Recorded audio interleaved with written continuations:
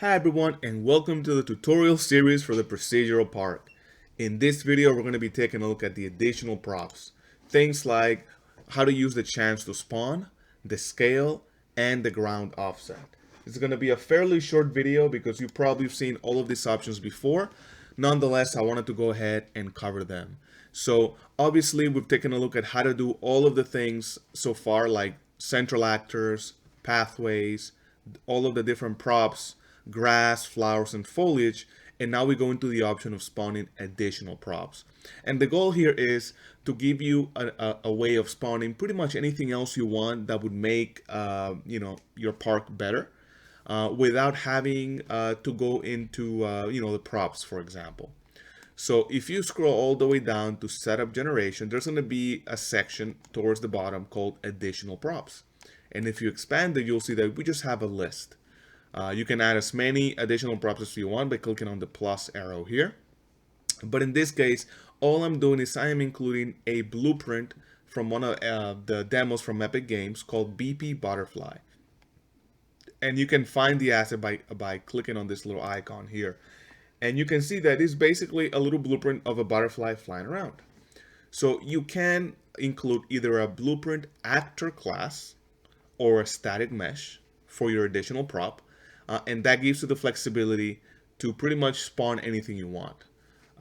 In this case, I've decided to do a blueprint because it's more interactive. And just like pretty much any other props, you can specify the bounds. You can specify the percent chance to spawn. If you want to give it a specific rotation, you can do that here. You can give it a scale. You can choose to give it a random yaw, align it to the surface, or give it a ground offset. And ground offset is basically a distance from the floor. So in this case, for the butterfly, what I've done is I've created a ground offset of 100 units because we want the butterfly to fly around above the ground, right? If you don't do this, then the butterfly will be spawned exactly on the ground. So if you have an additional prop that needs to be on the floor, say that you want an additional tree to spawn, or a statue, or any kind of a static mesh, you probably want the ground offset to be 0 because you want it to be exactly on the ground. In this case, because this is a little butterfly, I said, okay, let's go ahead and do it above the ground of 100 here. If you added more additional props, then it'll just grab a random prop and try to spawn around the park.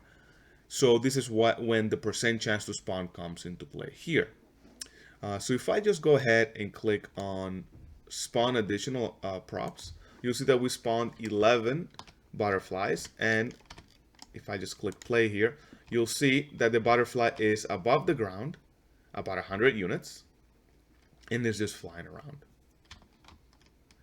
And that's pretty much it. You can spawn pretty much anything you want, and this is going to have the same obstacle avoidance as everything else. So this will spawn avoiding pretty much anything else that you've selected. Really quickly, just to show you the scale, if you have the X is the minimum scale and the Y is the maximum scale, and this is the same way it works on anything else in the park. So if you have the same number, then obviously it'll choose a random number between 1 and 1, which of course is just 1. But if you wanted to change it up, let's say that you wanted some butterflies to be bigger than others, you can change the scale between 1 to whatever you want, 5 for example, right? And then once you click on spawn additional actors, you'll see that some butterflies are bigger than the others, like in this case this guy right here, a little bit bigger, right? 5 times as big. So that's pretty much it. There's really nothing else to it. Everything else should be self-explanatory. Feel free to add as many additional props as you feel you need to. And you can change the number of additional props right here, max additional props, by changing the number right here. All right, that is pretty much it, guys. Pretty short video. In the next video, we're going to be taking a look at how to add the wind actor and how to spawn some birds. All right, thanks a lot, and I'll see you in the next video.